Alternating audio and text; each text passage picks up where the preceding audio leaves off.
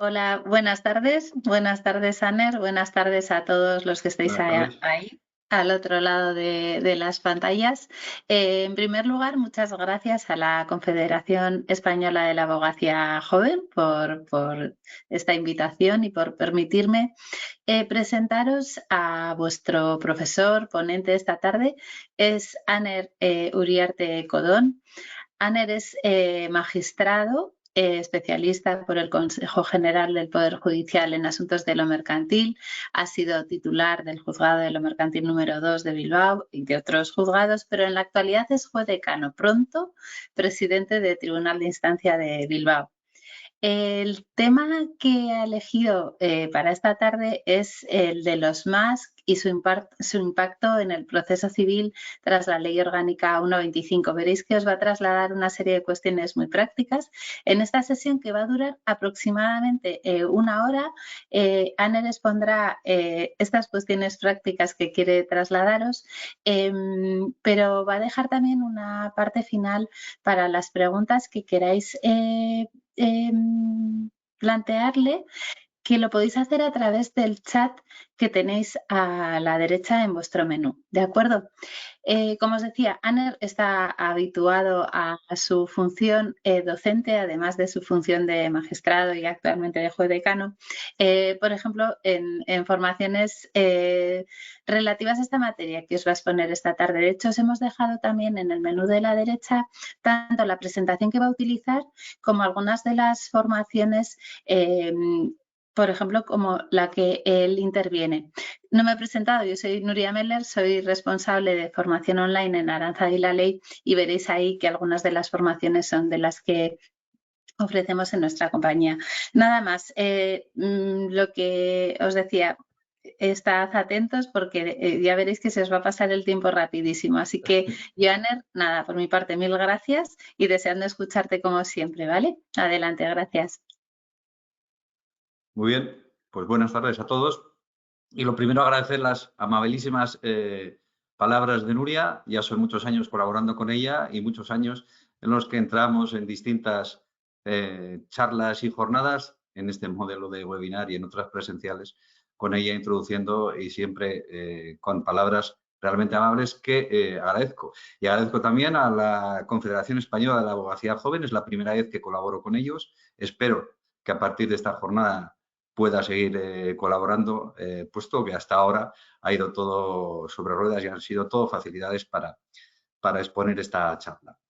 Bueno, Nuria ya me ha presentado, soy el juez decano exclusivo de Bilbao. Cuando digo exclusivo, no tengo jurisdicción desde hace un tiempo, pero estoy ligado a programas de formación y de alguna forma ya verán todos ustedes cómo he intervenido en algunos procesos internos de la carrera judicial para ir definiendo algunos de los criterios que les expondré a continuación sobre los más, sobre el impacto que tienen en el proceso civil y a la hora o de cara a ofrecer una serie de cuestiones prácticas.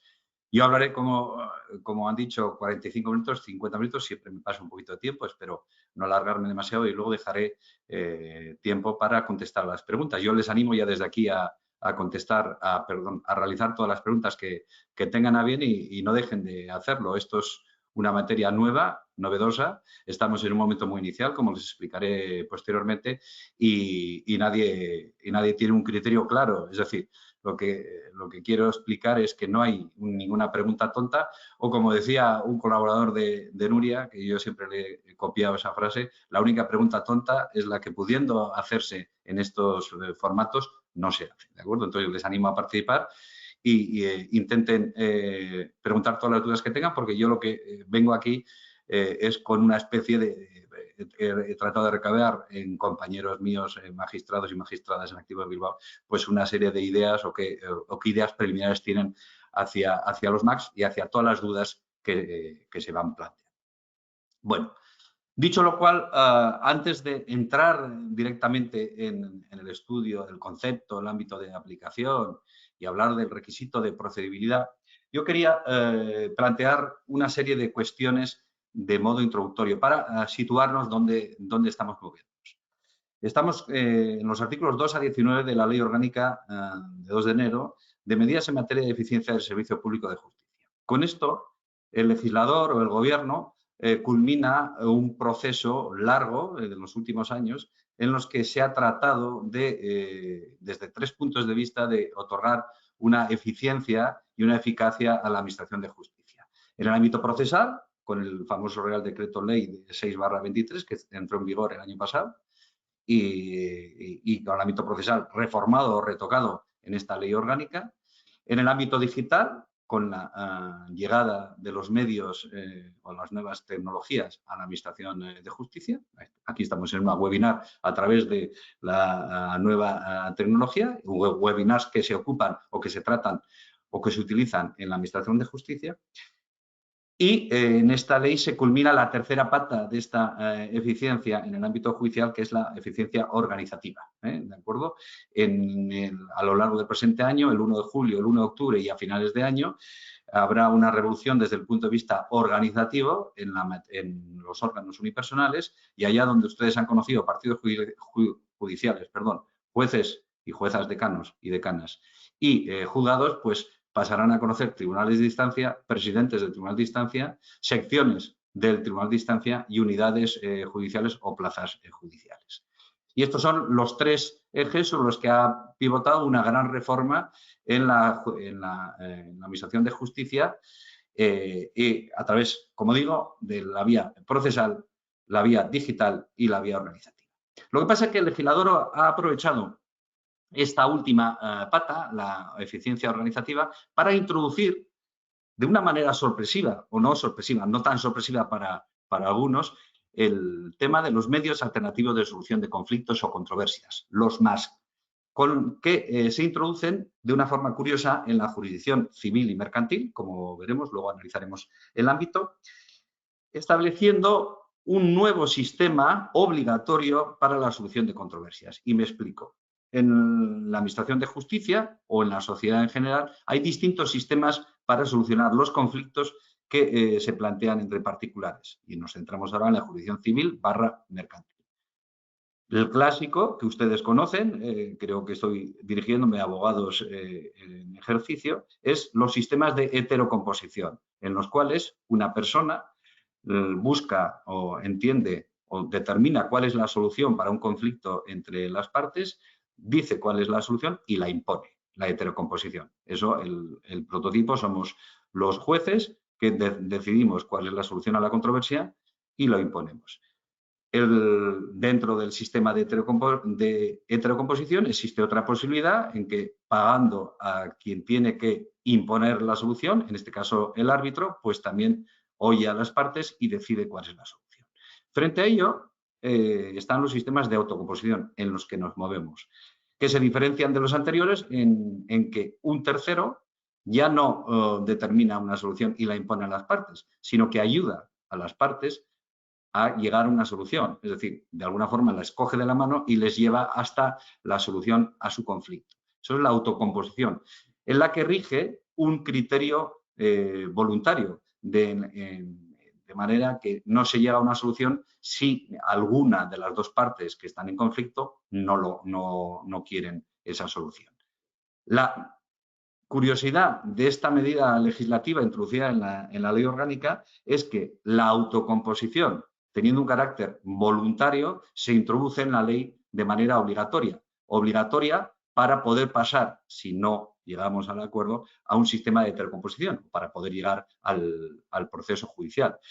Yo siempre recuerdo que en 2017 asistí a un debate en el Consejo General del Poder Judicial en el que se hablaba de la mediación, que la mediación no es más que uno de los sistemas de autocomposición, como veremos posteriormente, y había voces que clamaban porque esto fuera obligatorio en el proceso judicial y tuviera un reflejo en costas, y había voces que decían que no podía ser obligatorio, puesto que esto era contrario a su carácter voluntario. Bueno, el legislador así lo ha querido y ha situado los MASC en ese sistema de autocomposición previo, de manera obligatoria, como un paso previo obligatorio, cuanto menos su intento, para poder acudir al proceso judicial. ¿Cuál es el sentido de esta reforma? Si leemos la exposición de motivos, el legislador lo que nos dice es que lo que se intenta es reducir la litigiosidad. Hace poco, en una entrevista en un periódico de Bilbao, se me preguntaba si yo creo que los MAS van a aumentar o reducir la litigiosidad. Dije, hombre, aumentar no. No creo que se aumenten los procedimientos en litigio, cuando menos estos serán los mismos. Lo que sí, en cuanto a la pregunta de si van a reducir la litigiosidad, pues me mostré escéptico. Ojalá me equivoque, pero a mí me da la impresión de que la carga de trabajo que soportan los juzgados de primera instancia o los juzgados de lo mercantil, en toda España los juzgados de primera instancia son los órganos judiciales más cargados si contamos todas las jurisdicciones, pues esa carga de trabajo no se va a reducir. Ojalá me equivoque y ojalá con el desarrollo en el tiempo de los MAS, pues esto nos pueda aliviar la carga de trabajo que tenemos, puesto que en muchos juzgados de toda España hay unos grandes retrasos. Pero en estos momentos me muestro escéptico al respecto. Lo que sí que me da la impresión, y ya está ocurriendo, porque aquí lo constatamos en el Juzgado Decano de Bilbao, es que los procedimientos se van a alargar porque hay que pasar por el trámite previo de la autocomposición a través del MAS y en ocasiones, como veremos posteriormente, pues van a ser algo más caros. Porque ya aviso que es lo más importante, o me imagino que es lo que estarán buscando los distintos asistentes en la jornada. Hay que pasar por el MAS. Si el MAS tiene éxito, pues fenomenal, porque hemos solucionado el conflicto.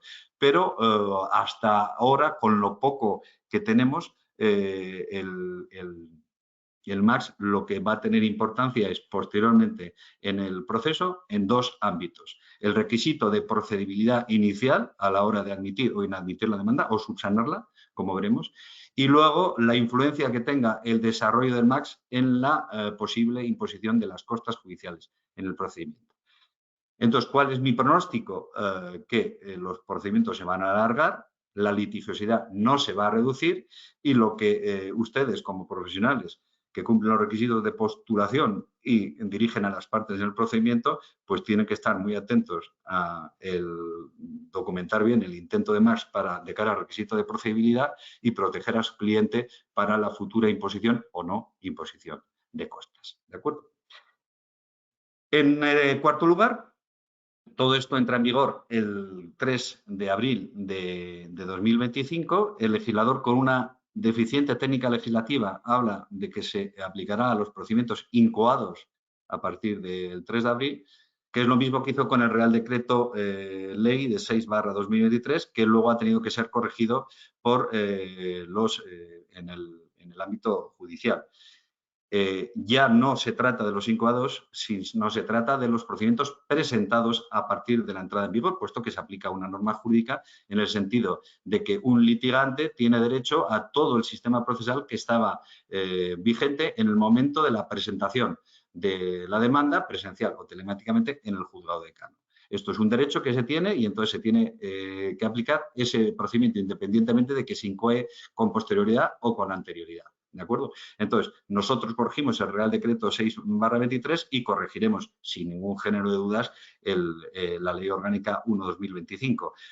Los MAS serán aplicables a todos los procedimientos que se hayan presentado en el juzgado decano, independientemente de cuándo se incoen, a partir del 3 de abril. Y los que se hayan presentado antes y se incoen con posterioridad, me estoy acordando en estos momentos de los juzgados especializados en acciones individuales de condiciones generales de contratación relacionadas con préstamos hipotecarios cuando el prestatario es persona física, que se incoan los procedimientos con mucho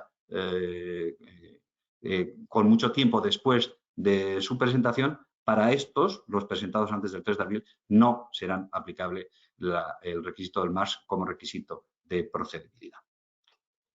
Y por último, y antes de entrar en materia, sí que quiero trasladarles, bueno, el título de la charla son cuestiones prácticas y yo intentaré hablar sobre criterios prácticos, ¿de acuerdo? Pero nos movemos en un momento de gran incertidumbre, ¿de acuerdo? Porque prácticamente no ha habido oportunidad de pronunciarnos, de que haya muchos pronunciamientos judiciales sobre este ámbito. Yo, de hecho, he tratado de encuestar a los compañeros de Bilbao y hay muy poco y de una forma muy clara. Alguna cuestión dudosa les trasladaré.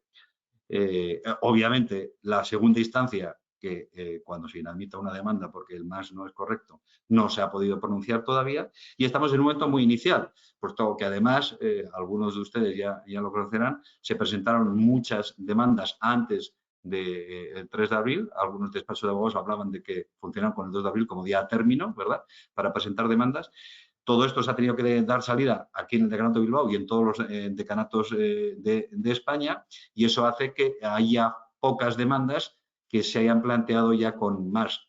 Y sobre esto haya pocas resoluciones judiciales que nos den una seguridad, ¿de acuerdo? Por poner un ejemplo, aquí ha habido algún pronunciamiento judicial y obviamente no ha habido de segunda instancia. Lo que sí que ha habido y que ustedes conocerán, y hay una documentación que ha corrido por todas las redes sociales y luego nosotros hemos transmitido directamente a los colegios profesionales, es una grandísima variedad de criterios. Criterios adoptados por las distintas juntas sectoriales de jueces y magistrados y criterios adoptados por los letrados de la Administración de Justicia, que también tienen una decisión en esta materia. Incluso hay criterios adoptados por el Colegio Nacional de Letrados de la Administración de Justicia y todos los criterios no son lo mismo. Hay diferencias entre unos y otros. Por lo que respecta al ámbito judicial, tienen que saber ustedes que nosotros nos gobernamos internamente con una serie de instrumentos y entre ellos están las juntas de jueces, que pueden ser generales o pueden ser sectoriales. En ellas se pueden adoptar una serie de criterios. En Bilbao, por ejemplo, ha habido una junta de magistrados y magistradas de primera instancia no especializados y una junta de magistrados y magistradas de instancia de familia, ¿de acuerdo? Pero con la peculiaridad, porque esto se tiene que quedar claro, que en la Administración de Justicia no tenemos una jerarquía y que a pesar de que los distintos magistrados y magistradas se dicten o fijen una serie de criterios comunes, estos no vinculan a los que luego tenemos o tienen que decidir. Y entonces uno puede seguir los criterios o puede razonar y apartarse de esos criterios. Y por último, en Vizcaya, por lo que respecta a la segunda instancia, está pendiente una junta de magistrados de las secciones civiles de la Audiencia Provincial de Vizcaya, que se supone que se convocará cuando empiece a llegar las decisiones judiciales que han sido recurridas por abogados o abogadas colegiados. ¿De acuerdo? Entonces, lo que les quiero decir con todo esto, que yo voy a tratar de solucionar o de hablar de cuestiones polémicas, de aclarar alguna duda, pero nos movemos en un ámbito de incertidumbre, porque esto es todo en estos momentos muy inicial, ¿vale? Y sobre estas 5 bases para introducir, pues empezamos a estudiar el concepto y sobre todo el ámbito de aplicación de los MAS, porque el mismo no es... el MAS es cualquier tipo de actividad negociadora, ya veremos luego lo amplio que lo ha permitido el legislador, para buscar una solución extrajudicial entre las partes por sí mismas, que esto es importante, o con un tercero neutral, ¿vale? Y luego se fija un ámbito general, que son casi todos los asuntos civiles o mercantiles, incluidos conflictos transfronterizos. El legislador tiene ahí un ámbito amplio, generoso, y luego se establece de una forma no muy clara, que esto ya ha tenido que ser objeto de aclaración por los criterios, tal y como les he dicho, de materias excluidas. Y esto lo regula, como digo, de una forma no muy clara los artículos 3, 4 y 5 de la ley. Se excluyen otras jurisdicciones y a pesar de que esto sea para los asuntos civiles y mercantiles, se dice se excluye la jurisdicción laboral, la penal, la materia concursal de los juzgados de lo mercantil y cuando una de las partes en conflicto, independientemente de la jurisdicción, sea una entidad perteneciente al sector público.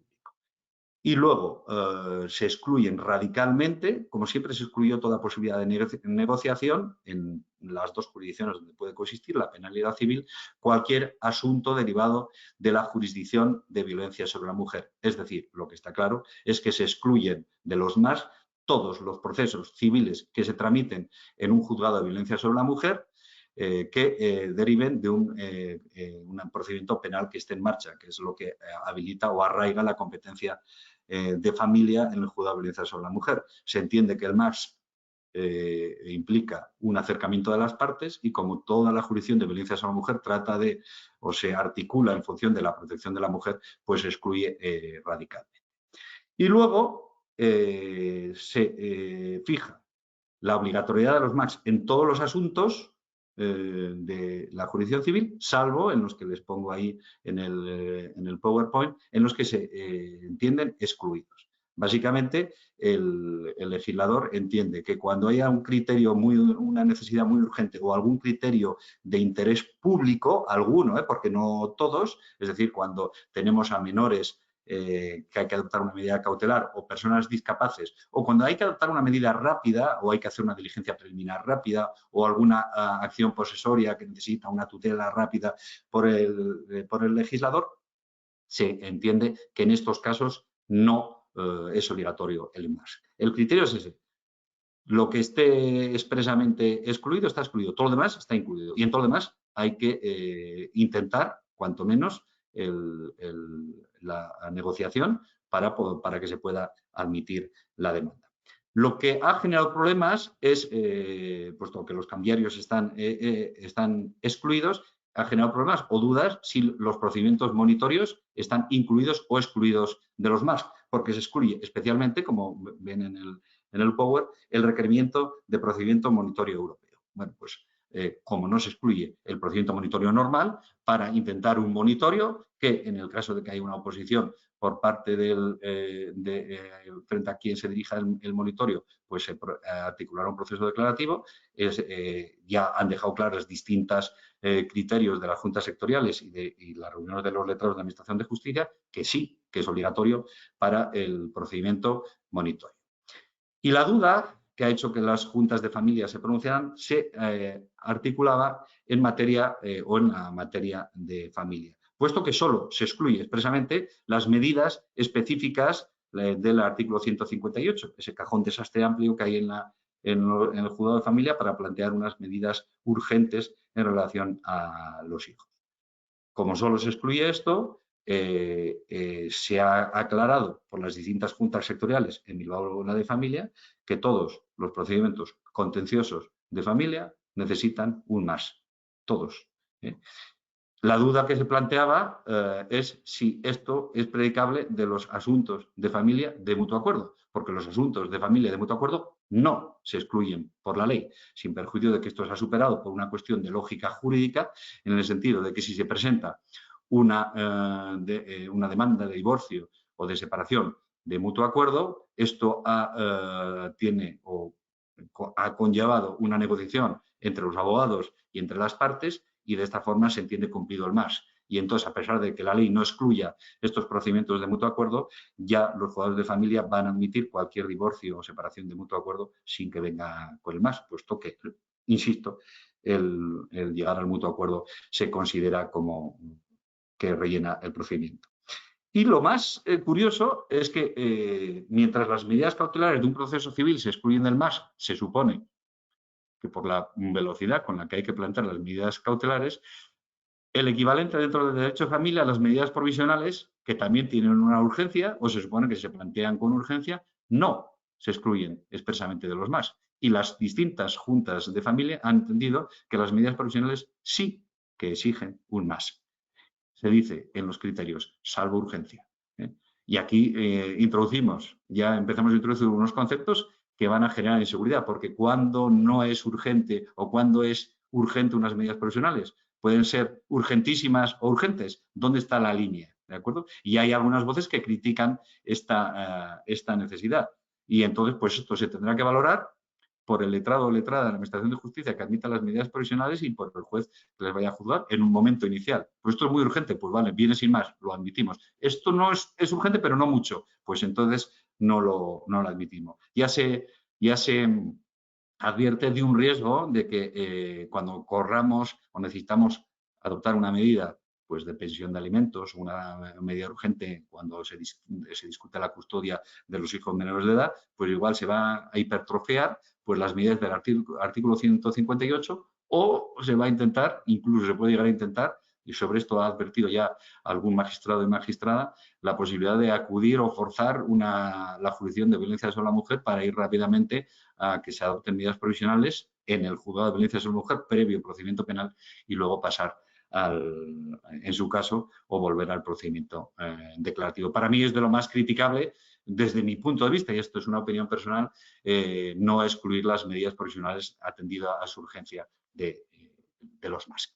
Pues bien, así está definido el ámbito de actuación. Todos los procesos civiles y mercantiles, salvo los expresamente excluidos en los artículos 3 a 5 de la ley orgánica.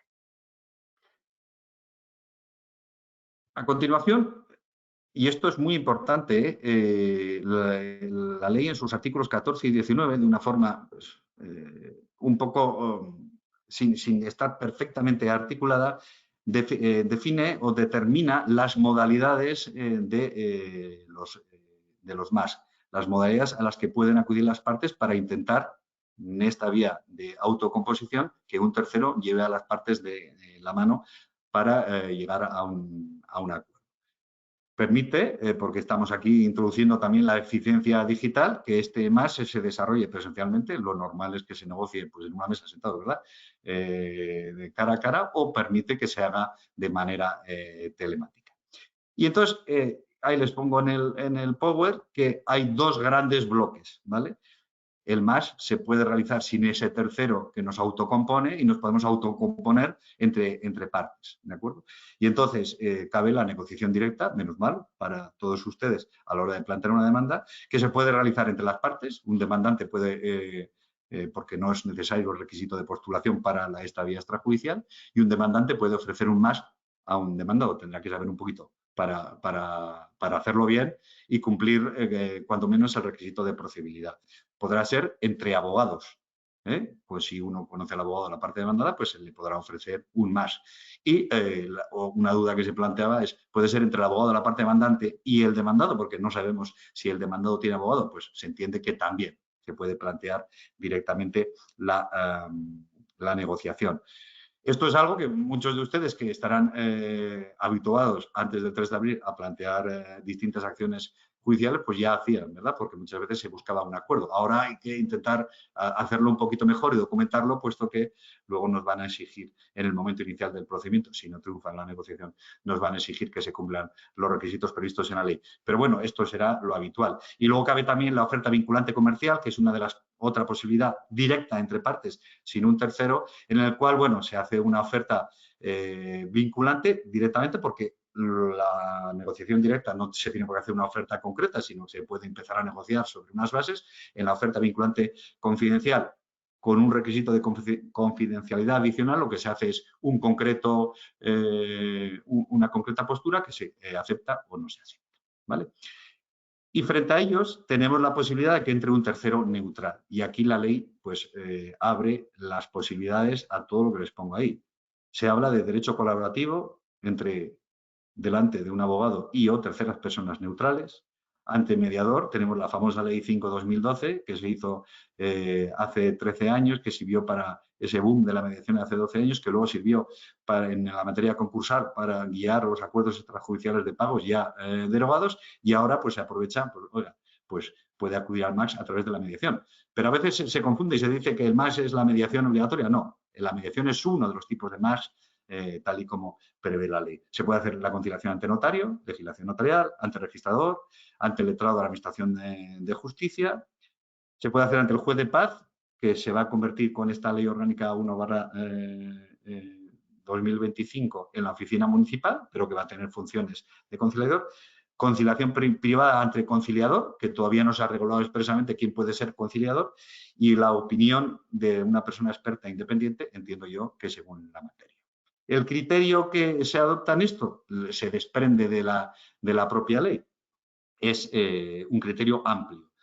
Siempre que fíjense, todas las terceras personas que pueden intervenir en el medio alternativo de solución de controversias. Y ya aquí se ha admitido, ya les avanzo algún criterio judicial que se ha admitido en Bilbao, que ha habido procedimientos de más anterior, que se han desarrollado antes de la entrada en vigor del 3 de abril y que se han seguido sin atenerse a las reglas estrictas que fija la ley orgánica y que se han admitido en los juzgados, cuanto menos en algún juzgado de Bilbao, puesto que la propia ley nos habla de una interpretación amplia, atendida a la gran variedad de procedimientos a través de los que se puede desarrollar el MAX. Lo que sí que digo es que mi impresión, y aquí ya siento que voy dando mi impresión y mi pronóstico y puede fallar, porque todavía no tenemos elementos de base para poder comentar certezas, es que la inmensa mayoría de los MAX que se intenten serán por la vía 1, una negociación directa entre partes. Algunos intentarán con un tercero neutral, pero claro, el tercero neutral tiene dos inconvenientes. Uno, que se tarda un poquito más porque hay que localizar un tercero neutral. En los juzgados que van ustedes ante un letrado para la conciliación, pues tienen que apuntarse en la agenda del juzgado. Y segundo, fuera parte de estos letrados, pues esto es de pago y la negociación directa no es de pago. Entonces, mi pronóstico, la inmensa mayoría de los MAX se tramitará a través de la negociación directa. ¿De acuerdo? Bueno, vamos a lo importante, que uno de los dos puntales de esta ley, que es el requisito de procedibilidad.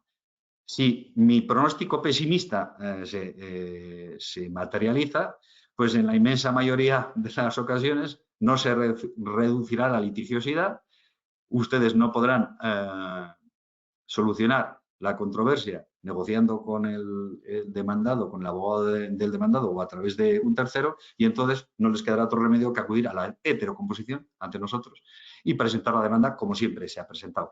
Si bien lo que tienen que tener mucho cuidado es en cumplir el requisito de procedibilidad, porque aquí entramos ya en sede judicial y en sede judicial lo primero que hay que tener en cuenta es que esta competencia para atender al requisito de procedibilidad es una competencia compartida entre el letrado o letrada de la Administración de Justicia y el magistrado o magistrada, ¿vale? Lo primero que pasa es por el letrado o la letrada y hará un examen de la demanda. Si al letrado le parece bien, sin intervención judicial, se seguirá hacia adelante. Y si ve algún problema, se lo pondrá de manifiesto al magistrado o magistrada, quien será quien decida. Entonces, si le parece bien, habrá un decreto de admisión y si le parece mal, se lo pondrá de manifiesto al magistrado, que podrá aceptarlo o podrá denegarlo. Y si lo deniega a través de un auto que será apelable. ¿De acuerdo? Aquí ya se plantea un primer problema, puesto que si pasa el filtro de los letrados o letradas, pues la única posibilidad que queda es que el demandado alce la mano cuando se persone y recurra el decreto de admisión dictado por el letrado o letrada. Y ya se produce la primera gran duda. ¿Y entonces qué pasa? ¿Qué pasa si se ha admitido la demanda, si se ha dado traslado y si voy a contestar o si recurro al decreto de admisión o si alego que hay un defecto de más en mi contestación? Bien, aquí hay quien dice, bueno, pues tendríamos que ir a una nulidad de actuaciones, que no lo dice todo el mundo, y hay quien sostiene que, bueno, esto ya que se ha arrancado, salvo que se recurra y se revise la decisión del letrado, pues tendrá un reflejo posterior en costas. Ahí le dejo la duda porque sobre esto ningún compañero tiene un criterio claro. Lo que sí que hay un criterio claro, y esto es de las pocas certezas que les puedo avanzar, es que si la demanda carece de cualquier referencia al más, será inadmitida directamente.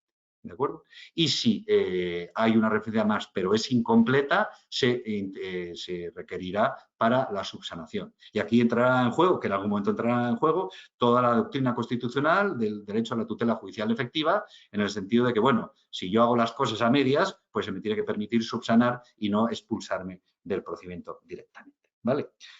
En segundo lugar, en la demanda tendrá que expresarse de una manera clara la identidad entre lo negociado y lo que se está pretendiendo en la demanda. No se puede negociar algo y demandarlo algo distinto, puesto que esto es lo primero que verificará o intentará verificar el letrado de la Administración de Justicia. ¿De acuerdo? Una identidad entre lo negociado y lo que se pide, con lo cual habrá que tener en cuenta cuando se negocia lo que se va a pedir posteriormente. Y en la demanda tendrá que haber un contenido mínimo, tendrá que hacerse un antecedente específico en la que se dirá qué es lo que se negoció. Tendrá que hacerse constar cuándo se recibió la solicitud, cuándo se invitó a negociar y qué es lo que se propuso, sin que se desarrolle toda la negociación, o sí. Esto es otra de las dudas que tenemos, porque claro, aquí hay un deber de confidencialidad, ¿verdad? Y en el proceso de MAS, de mediación o lo que fuera. Pero claro, hay que dejar algo en la demanda y no tenemos claro hasta qué punto se puede poner todo en la demanda o no, porque tiene que ser confidencial lo que hicimos. Pero claro, luego les diré, esto tiene un reflejo en costas y sobre lo que se haya negociado y cómo se haya negociado y la posición que haya adoptado el demandado, pues puede haber luego una condena o no en costas. Entonces, no está clarísimo qué es lo que se tiene que poner en la demanda en referencia al MAS. Lo que sí que está claro es que si hay un tercero interviniente en esa vía que no será muy utilizada, pues este tendrá que hacer un documento completo que se acompañará con la demanda. Puesto que este contenido del MAS puesto de manifiesto en la demanda tiene que componerse de una documentación, que es lo primero que van a mirar los letrados o letradas a la hora de admitir la demanda. ¿Vale? En cuarto lugar, ¿a través de qué medios se puede invitar a la otra parte? Que es lo importante, porque si entendemos esta visión pesimista de que no vamos a llevar a buen puerto muchos más, lo que tendremos entre manos es intentos de más que no han fructificado. Y entonces lo que se planteará es, o lo que se pondrá de manifiesto en los juzgados, es todo el intento de negociación. Entonces, pues ya las distintas juntas que les he comentado antes han mencionado distintos medios de comunicación entre las partes para acreditar si se ha hecho una efectiva propuesta de negociación.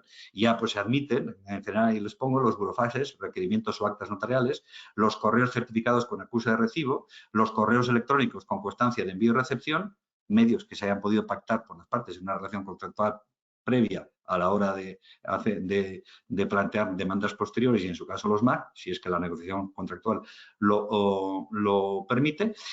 Y luego está la duda de si se utilizan algunos medios de los que no queda constancia, pero ya han avisado algunos magistrados y magistradas, eran medios a través de los cuales se desarrollaba la relación comercial en función de, a partir de la cual se desarrolla la reclamación judicial. Aquí habrá que ir caso por caso.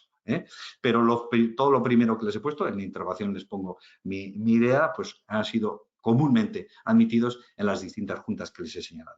Los dudosos o inadmitidos, el correo ordinario, el correo electrónico normal, sin constancia de la recepción, certificados unilaterales de empresas que hacen a una pluralidad de demandados, mensajes de WhatsApp, SMS, otras aplicaciones de mensajería y una decisión muy reciente en Bilbao en el que entiende que no vale como más el hecho de mandar un link a la parte demandada y en el link tener que meterse para y costar la oferta de más. Y ha sido el día de ayer inadmitida por un juzgado de Bilbao. ¿De acuerdo? Entonces, pues ahí les dejo esos criterios con las salvedades que les he hecho antes.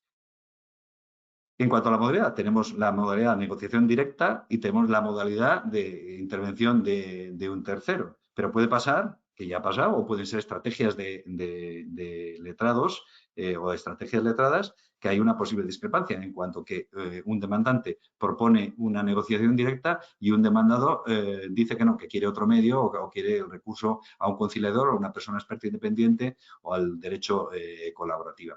Aquí la ley establece que el primero que pida o la primera modalidad solicitada es la que primará al respecto, sin perjuicio de que, claro, el hecho de que yo diga yo prefiero un mediador, pues aunque se me haya pedido una negociación directa por delante, pues podrá tener algún reflejo a la hora de valorar si hay costas o deja de haber costas o deja de tener un reflejo en la condena en costas. ¿De acuerdo?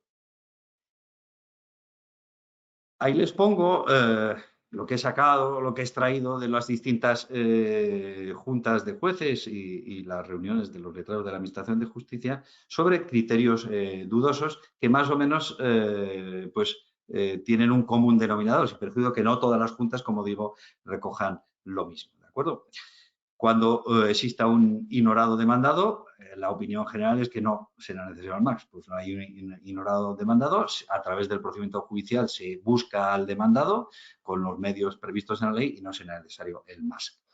Cabe la posibilidad, en segundo lugar, del artículo 264.4, la declaración responsable, que es aplicable a aquellos supuestos en los que se desconozca el domicilio del demandado, hay una imposibilidad de requerimiento o hay una negativa del mismo, que es lo que van diciendo las distintas juntas. Y entonces pues, se hace una declaración responsable y con esto vale como intento de más. Cabe la posibilidad que aquí de que echa la ley, echa la trampa y la declaración responsable sea fraudulenta y que se ponga de manifiesto durante el desarrollo del procedimiento. Y les vuelvo a trasladar la duda, en el caso de que se determine que es fraudulenta, esto tendrá un reflejo en nulidad del procedimiento o sigue el mismo y tiene un reflejo en costas, ¿vale? Ahí está la duda que se plantea. En los certificados de envíos masivos que no se están admitiendo por las juntas de jueces, en Bilbao se admitió siempre que se acredite que no se ha visto el certificado masivo, esto solo en Bilbao, por causa imputable al destinatario, ¿vale? Y si se acredita ello, pues valdrá, si no, no valdrá.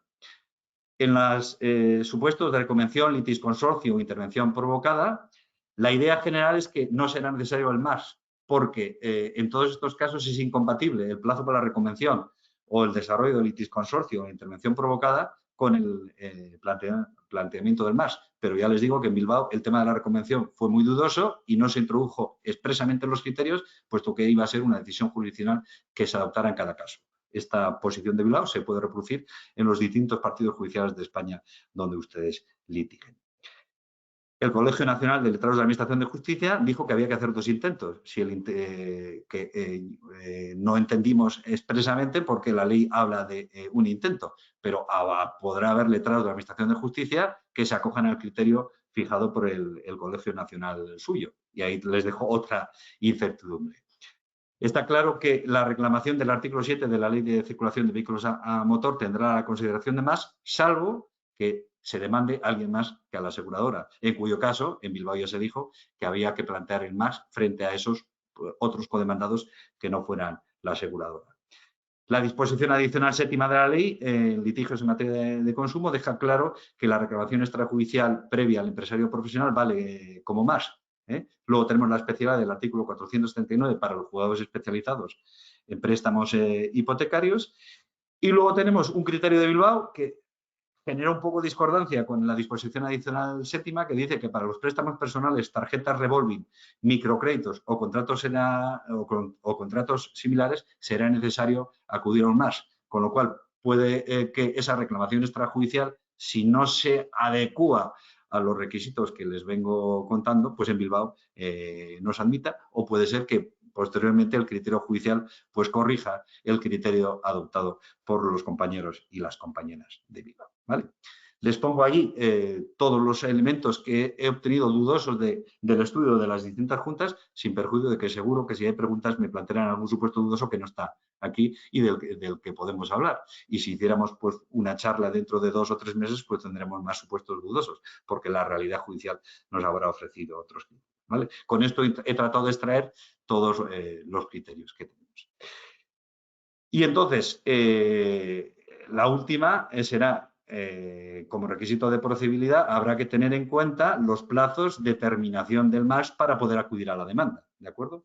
Entonces, tengan en cuenta que cuando ustedes ofrezcan un MAS y tengan la recepción del demandado o del abogado del demandado con el que van a hacer la negociación directa o que le van a ofrecer la intervención de un tercero, tienen que haber transcurrido 30 días desde esa fecha, porque antes no podrán plantear la demanda y esto se va a mirar en sede de admisión. Si se inicia la negociación y en algún momento se paraliza durante 30 días, también, ¿de acuerdo? Si en todo caso pasan 3 meses sin acuerdo, también se podrá plantear la demanda y por último la demanda se podrá plantear desde el primer día de la negociación extrajudicial si hay una expresa declaración de parte dando por terminada las negociaciones. Plazos que tendrán que tener ustedes en cuenta para el planteamiento de la demanda y que no les inadmitan por no ajustarse a los criterios de la ley. ¿De acuerdo? Entonces, eso es lo verdaderamente importante, ¿de acuerdo? El requisito de procedibilidad. Cuando, en cambio, esto vaya para adelante, pues la ley sigue y el procedimiento extrajudicial pueda tener éxito, pues la ley regula cómo es el procedimiento y, en primer lugar, cómo funciona ese tercero neutral cuando se acojan ustedes a alguno de ellos y se le contrate y se asuman sus gastos, porque, salvo el letrado de la Administración de Justicia, esto no será gratuito con generalidad. Entonces, ¿qué es lo que hace ese tercero neutral durante el procedimiento? Bueno, hace una sesión inicial. Ojo, para todos aquellos ustedes que su cliente tenga un ofreciendo de más, lo aconsejable, y esto ya es lo que se ha entendido en algunas discusiones en las juntas de jueces, es decirle a su cliente que acuda a la sesión inicial. Luego, en la sesión inicial puede decir que no quiere continuar con el más, que no está de acuerdo o lo que fuera. Pero ojo, que en materia de costas, si se rehúsa expresamente, sin justa causa, el más, puede ser que que tiene un reflejo en costas, que esta circunstancia se rellene si su cliente no acude a la sesión inicial, puesto que ese tercero siempre les convocará una sesión inicial en la que informe sobre todo y sobre todo exponga cuáles van a ser sus honorarios, cuál va a ser el calendario de la negociación, etcétera, etcétera. ¿De acuerdo? Ese tercero neutral se ocupará de las comunicaciones entre partes. Si acuden ustedes a la negociación directa, se ocuparán ustedes, porque no hay un tercero que lo hará. Dirigirá las sesiones, propondrá soluciones, propondrá consejos, podrá requerir abogados para su supervisión, pero aquí es donde se entiende que tiene que tener unos conocimientos de derecho, porque si yo quiero solucionar una controversia, quiero guiar en una autocomposición a las partes de la mano hacia la solución del conflicto, pues algo de derecho tengo que saber, porque tengo que saber por dónde se podrá salir en un futuro proceso judicial para decir, oye, pues mejor que lo cogemos ahora esto y no tenemos que esperar al proceso, la sentencia, etcétera, etcétera. ¿Vale? Y podrá requerir a los abogados por supervisión. Aquí siempre, cuando hablamos de la mediación en su momento, se discutía si los abogados, las partes que están siendo mediadas, puede acudir su letrado, porque muchas veces la parte no quiere acudir sin su letrado. Y entonces siempre había una discrepancia de, oiga, es que si acuden los abogados no va a haber mediación. Bueno, aquí ese tercero neutral es el que puede requerir la presencia de los abogados. Documentará todo el procedimiento de más, certificará en su caso si no hay un acuerdo a los efectos de que se pueda acompañar a la demanda la documentación correspondiente y, por último, que es lo importante y que es lo que hará que no haya que esta vía no se desarrolle en demasía, desde mi punto de vista, pues tendrá unos honorarios que quién los va a pagar, como la Ley Orgánica 1/2025 no incluye ni para el Tribunal de Instancia, ni para esto, ninguna dotación presupuestaria adicional, pues lo pagará la parte. Ya los criterios de los letrados de la Administración de Justicia dicen que es un suplido en sede de costas y que será un suplido que vaya dentro de los derechos del procurador y que lo tendrá que pagar la parte, salvo que haya una condena en costas. ¿De acuerdo? Si hay justicia gratuita, ¿quién lo pagará? Pues alguien lo tendrá que pagar. Todavía no está previsto. No está previsto que la administración prestacional correspondiente que paga a los abogados pague al tercero, pero bueno, lo tendrá que pagar. La ley habla, en uno de los artículos, de que mecanismos públicos de acceso gratuito, pero os habla sin dotación presupuestaria. En estos momentos no hay mecanismos públicos de acceso gratuito para buscar un tercero para el desarrollo del MAS. Y lo que sí que hay, que ustedes si buscan por internet, ya hay algunos despachos de abogados y de otros y otras personas expertas independientes que se pueden integrar en las distintas vías del MAS, que se ofrecen en Internet por un módico precio, pues ofrecen sus servicios de mediación o de derecho colaborativo o de persona experta o lo que fuera. E incluso igual alguno de los asistentes a este curso pues ya sabe de lo que estoy hablando. Pues estas son las funciones del tercero neutral. Y por último, y para acabar, que ya me estoy pasando de tiempo y pido disculpas, que llevamos 5 minutos por encima de la hora, en el caso de que se desarrolle el procedimiento de conciliación, algún proceso tendremos, algo se terminará, yo soy escéptico, pero algún procedimiento judicial se evitará a través del MAS, pues en los artículos 6 y 9, 12 y 13 se expresa cómo debe ser este procedimiento. Habrá que avisar que a la negociación se acude con abogados de forma similar a aquellos procedimientos civiles en los que por la cuantía no es necesaria la postulación. Hay que avisar cuando se va con abogado, porque si no se avisa no puede entrar el abogado en un proceso en el que no es necesario ir con abogado. Y también el demandador tendrá que avisar que va con abogado. En el momento que se ponga en marcha, como efecto fundamental, se interrumpe la prescripción y la caducidad. ¿vale? Existe una obligación de confidencialidad con las excepciones que les señalo en la ley. No se podrá extraer elementos de cuál ha sido la negociación, con la duda que les decía, en el caso de que no haya acuerdo, qué es lo que habrá que expresar en la demanda, ¿de acuerdo? Y si todo va miel sobre hojuelas, pues tendremos un título ejecutivo. Un título ejecutivo que habrá que elevar a escritura pública y pagar, ¿de acuerdo? Y este título ejecutivo se cumplirá y si no se cumple, pues podremos acudir al proceso judicial, heterocomposición, en el cual se podrá oponer a alguien en vía de ejecución o se podrá plantear una acción de nulidad por las causas que invaliden los contratos, ¿de acuerdo? Y esto en un proceso declarativo, ¿de acuerdo? Y todo esto, por último, y para acabar, tendrá una relación con la imposición de las costas en el proceso principal, ¿de acuerdo? Que es la segunda gran eje que les tiene que preocupar a todos ustedes. Porque, bueno, yo tengo que hacerlo, si soy la parte demandante, para poder ser o cumplir el requisito de procedibilidad, y si soy la parte demandada, pues tengo que cumplir el expediente, si no negocio, para que si vamos al procedimiento no me impongan las costas. O si tengo derecho a las costas, no las dejen de declarar porque yo no haya hecho algo, ¿vale? Y la ley aquí habla de rehusar expresamente sin justa causa, que esto es lo que es sancionado, salvo abusos del servicio de la Administración de Justicia. Y ha sido criticado estos dos conceptos jurídicos indeterminados porque, bueno, el primero lo tenemos claro, pero el segundo, salvo abuso del servicio de la Administración de Justicia. ¿Y qué es un abuso del servicio de la Administración de Justicia? A mí se me ocurre, pues estar demandando constantemente, plantear demandas infundadas, acudir en exceso a los tribunales. ¿Cuándo cabrá la excepción a la excepción en la imposición de las costas?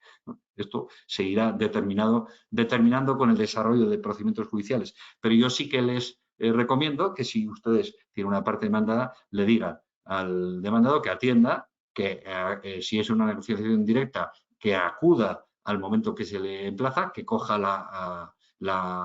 o sea, que reciba la solicitud y que acuda y que pues niegue si ustedes no quieren la negociación, y si es un tercero, que acude a la sesión informativa, en la medida de lo posible, puesto que entonces no se podrá entender en el proceso posterior, si la negociación no fructifica, que se rechazó expresamente sin justa causa, porque uno tiene derecho a no negociar, pero parece ser que la ley en este sistema inicial que les dije yo, aquella debate que tuvimos en el Consejo General del Poder Judicial, lo que no tiene derecho es a pasar absolutamente del mal.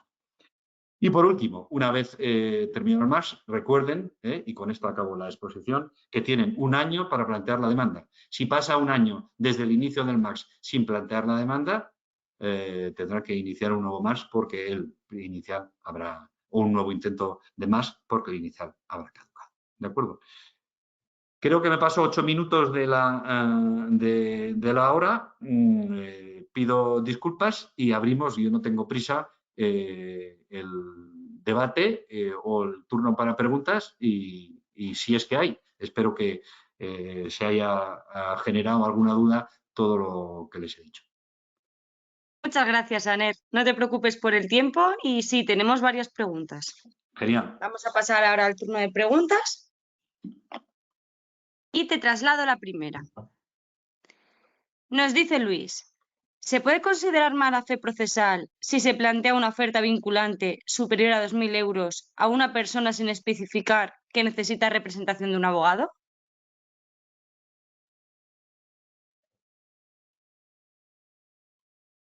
A priori no. Es decir, Jennifer, repite la pregunta, por favor. Sí, claro, nos dice, ¿se puede considerar mala fe procesal si se plantea una oferta vinculante superior a 2.000 euros a una persona sin especificar que necesita representación de un abogado? No, yo no creo. Es decir, necesitará necesitará al abogado si acude al procedimiento judicial, pero así posteriormente. Pero en la negociación extrajudicial, a priori, salvo que yo me equivoque, no es necesaria la postulación. Y yo así, a priori, no apreciaría mala fe. Pero me queda la duda. Es buena la pregunta, me queda la duda, ¿eh? Yo entiendo que así, tal y como está expuesta la pregunta, no sería mala fe procesal. Tendría que concurrir a alguna otra circunstancia. No sé si a Luis le sirve mi respuesta, pero así a bote pronto es lo que le digo. Vale, gracias. Pues pasamos a la siguiente. La siguiente nos dice, en un proceso monitorio iniciado antes de la entrada de vigor de la ley, habiendo oposición y, por tanto, dando pie al declarativo, ¿ese declarativo necesita un MASC? Yo entiendo que no. El procedimiento monitorio arraiga en el juzgado en el momento que se presenta en el juzgado decano y en esos momentos no era obligatorio el MAS, independientemente de que el proceso declarativo se plantea con posterioridad tras la ejecución. Por criterio general o mi criterio jurídico no sería necesario. Ahora, no digo yo que luego en un juzgado no se lo exijan, pero no tendría sentido otra cosa. Vale, continúo. ¿Es necesario presentar MASC cuando ha habido una demanda de juicio monitorio previa, anterior a la ley? ¿Se ha presentado oposición y se debería acudir a un ordinario? Yo creo que es la misma pregunta que la anterior. El momento en que la parte tiene derecho a someterse a la legislación procesal vigente es el momento de presentación del monitoreo en el juzgado decano, puesto que ahí es donde arraiga luego posteriormente el reparto en el juzgado correspondiente. Y el hecho de que el proceso declarativo se inicie después no lo cambia. La verdad es que no he leído ninguno de los criterios que hable al respecto, pero yo creo que es un criterio lógico. No es necesario el MAS en ese caso. Perfecto.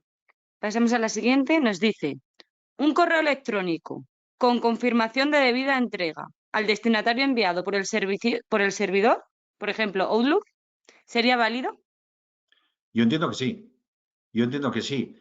No todas las juntas de jueces lo han dicho, pero en alguna junta se ha dicho, y en los criterios del tratos de la Administración de Justicia, se ha dicho que si hay una acreditación de la recepción, entonces sí que vale. Es más, yo entiendo, pero es un criterio mío, que un correo electrónico sin esa justificación podría ser válido si la relación comercial entre las partes a partir de la cual se deriva la deuda era antes, era común a través de correo electrónico. ¿De acuerdo? Pero obviamente, si hay una confirmación de la recepción, tiene que valer. ¿Vale? Es algo que en el caso de que alguien entienda que no, se tiene que combatir judicialmente, porque la ley no excluye el correo electrónico. Lo que excluye es cuando no se justifique. Y si el correo electrónico, la vía a través de la que se ha hecho el acuerdo, tiene una justificación específica porque el sistema lo permite, yo tengo correos electrónicos en los que me piden confirmación de recepción, pues entonces tiene que ser válido. Perfecto, gracias. Seguimos. ¿El burofax debe firmarse por el cliente o sería válido que firme solo el abogado, haciendo constar que le ha sido encomendada la gestión por su cliente? Bueno, yo aquí tendría una interpretación amplia. Es decir, esto se verificará luego en sede judicial. Estamos hablando siempre de un intento que no ha fructificado y que acudimos al procedimiento judicial. Y entonces, si un abogado negocia en nombre de alguien con un cliente y luego plantea la demanda con el poder correspondiente al procurador, es decir, con la conformidad del cliente, no entiendo que esos requisitos de poder y de apoderamiento tengan que exigirse en el momento inicial. Eso estaría convalidado.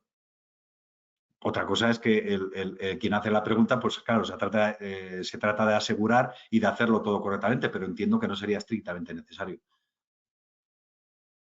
Vale. Nos indican ahora que si, por favor, puedes desarrollar la idea de la referencia a la negociación y sus detalles sin vulnerar la confidencialidad, que debe prevalecer en el proceso. Bien, es que esto es una de las dudas que se plantean. Es decir, uno tiene que, si no ha fructificado el MAS, hay que decir cómo ha sido el MAS en la demanda, ¿de acuerdo? Para entender, pues, cumplido el requisito de procedibilidad. Y esto choca con el deber de confidencialidad que existe en el MAS, ¿de acuerdo? Y entonces, existe en el proceso de negociación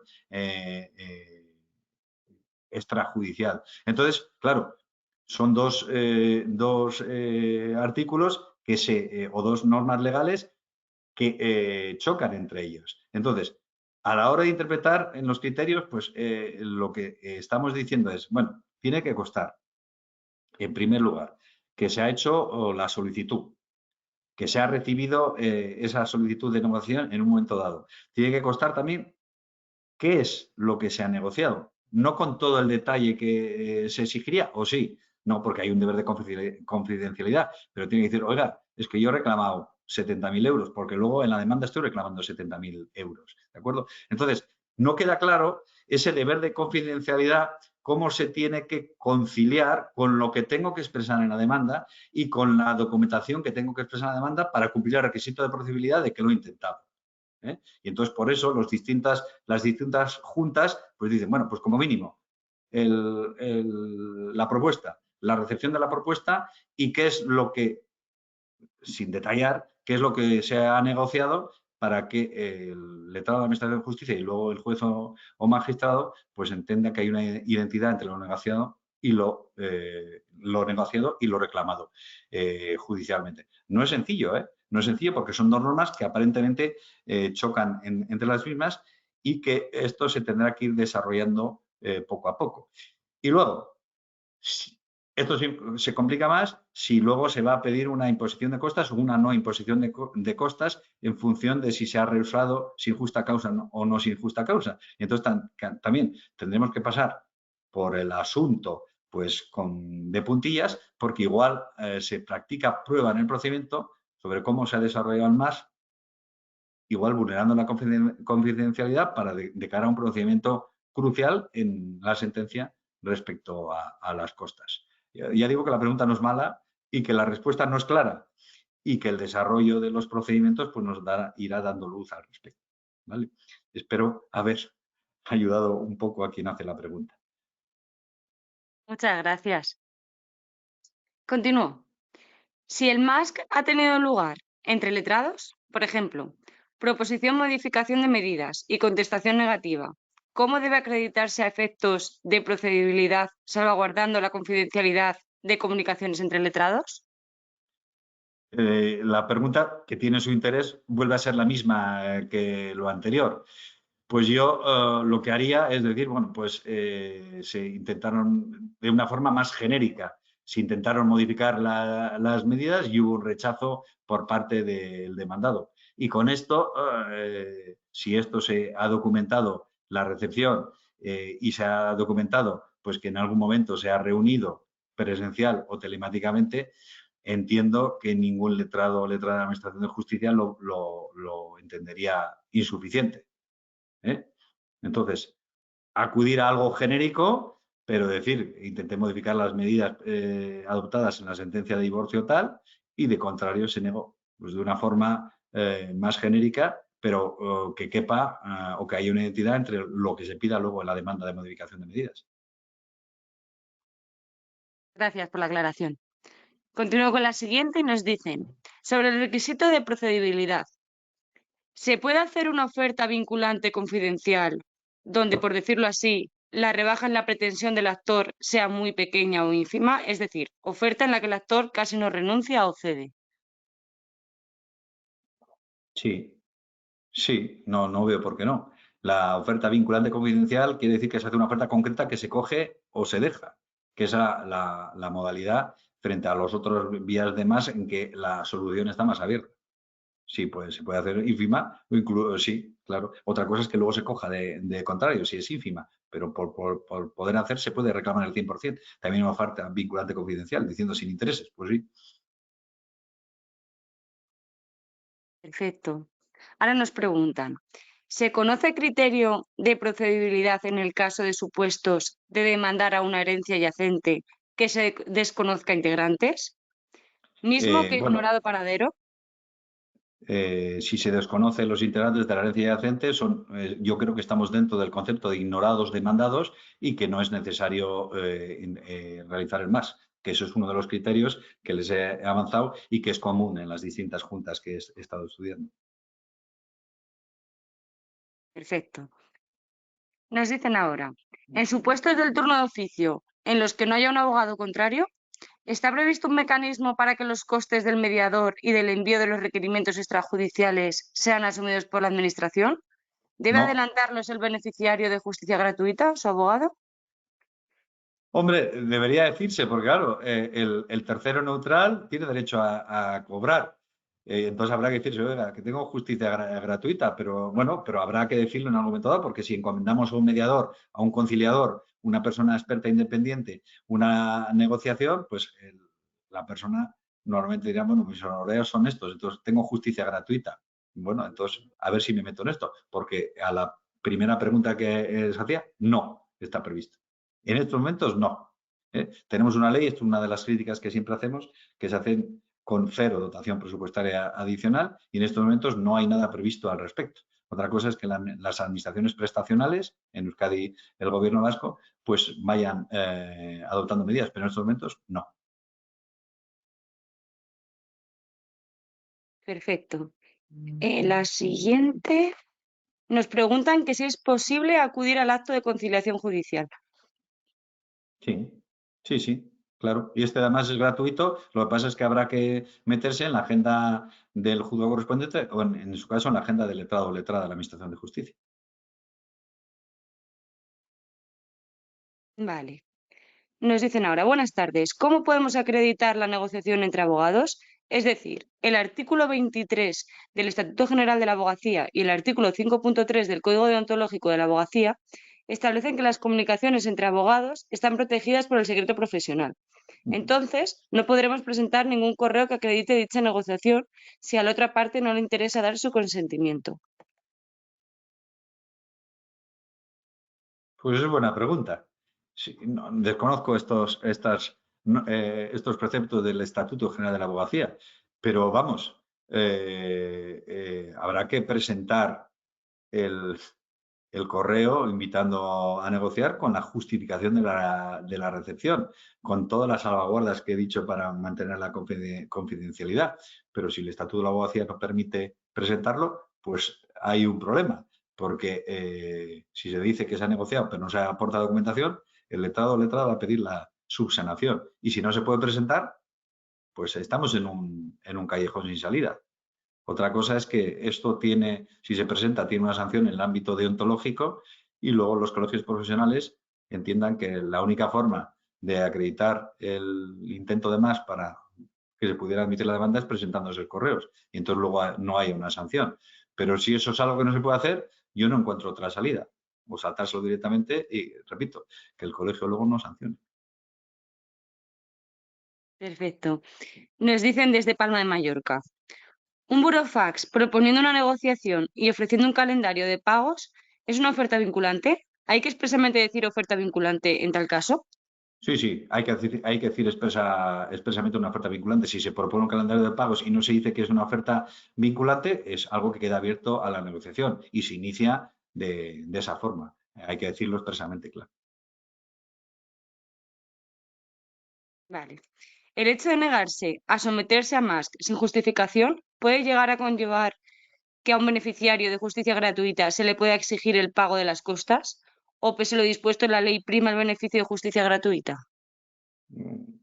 Pues esto es una pregunta buena y no con una clara respuesta, pero yo entiendo que no. Es decir, que no se le va a privar del beneficio de justicia gratuito. Estos están por encima del MAX. No se podrían imponer las costas. No, no, no. Mire, no me lo había planteado, pero entonces el beneficiado por la justicia gratuita puede rehusar expresamente sin justa causa el MAX porque no se le va a retirar el beneficio. Vamos, es mi criterio. Vale. Nos preguntan, ¿la jura de cuentas y la reclamación de honorarios debe ir precedida de un MASC?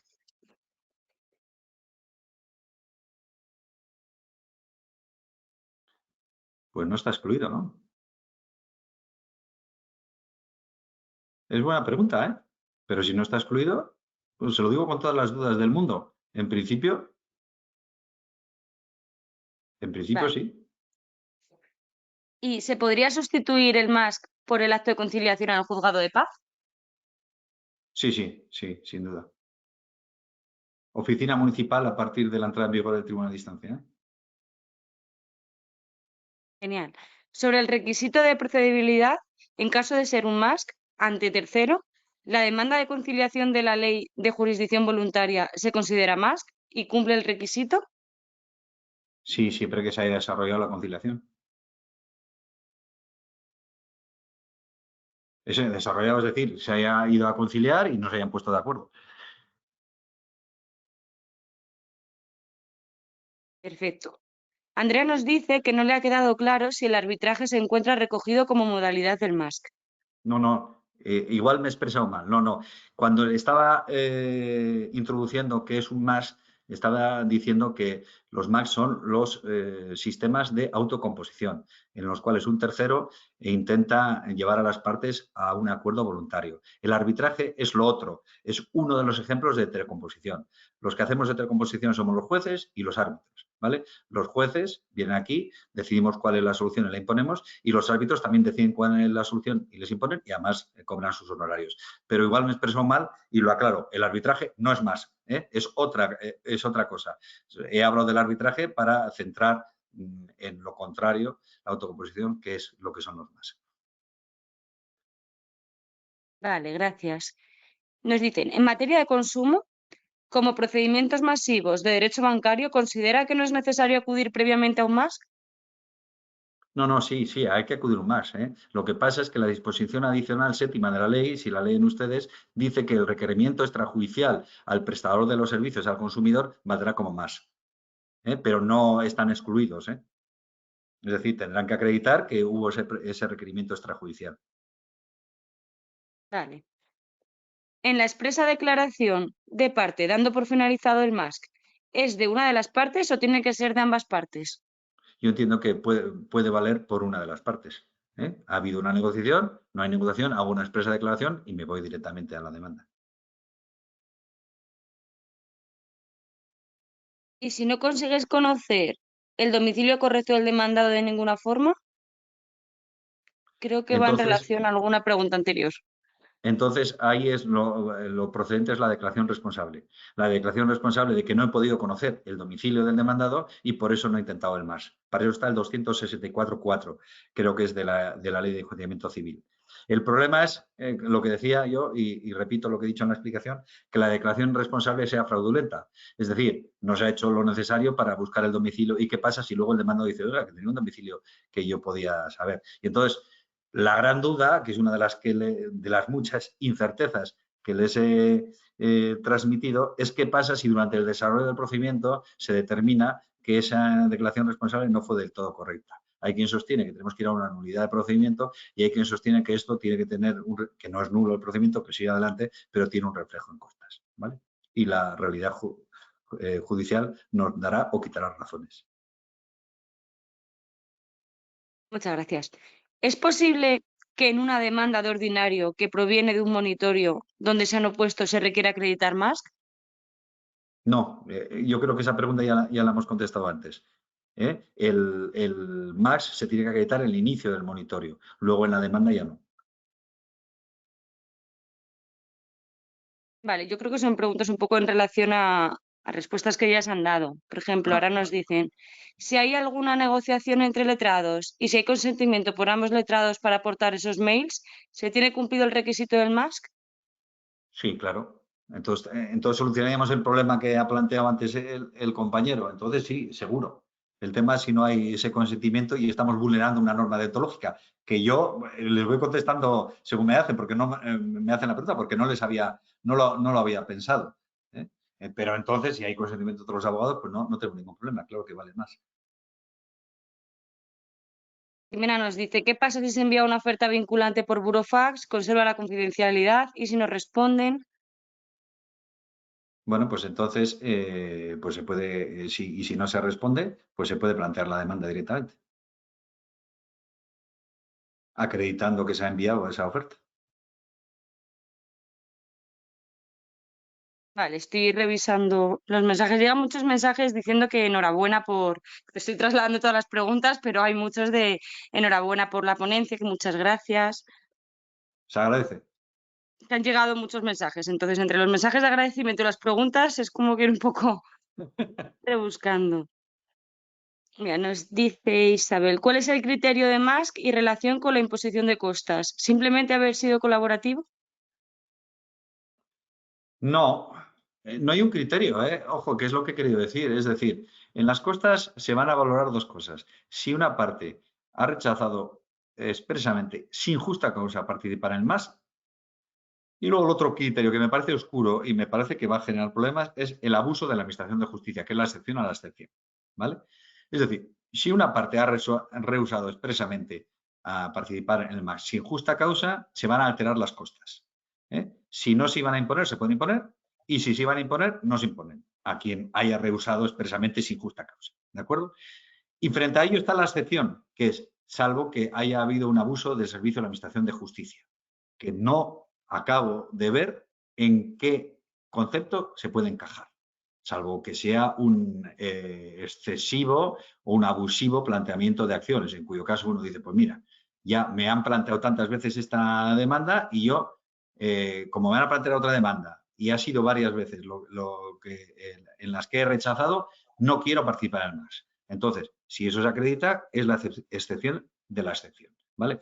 Pero esos son los dos conceptos jurídicos indeterminados que utiliza la ley en los artículos 394 y siguientes y que eso sí que quedan pendientes de un desarrollo judicial para ofrecernos respuestas. Yo les digo lo que puede ser. No hay lo que puede ser en una lógica jurídica, pero en estos momentos obviamente no hay un criterio asentado para la repercusión en costas. Pero es lo que tienen que tener ustedes mucho cuidado, sobre todo si son parte demandada en el MAS. Nada, muchas gracias. Por ejemplo, nos dice Andrés, ay, que se me ha quitado, que muchísimas gracias por la presentación, que sabemos que la ley está muy mal hecha, que genera muchas dudas y que nos viene muy bien su sentido jurídico práctico. Gracias. Y bueno, así podría decirle muchos mensajes, o sea, son muchos mensajes de agradecimiento. Y bueno, con esto vamos a dar por finalizada la jornada de hoy. Por nuestra parte, desde la Confederación Española de la Abogacía Joven, darte las gracias por haber estado aquí con nosotros Ha sido un placer. y esperamos tener pronto otra jornada contigo. Bueno, perfecto. A vuestra disposición. Muchísimas gracias. Hasta pronto. Vale. Salud a todos.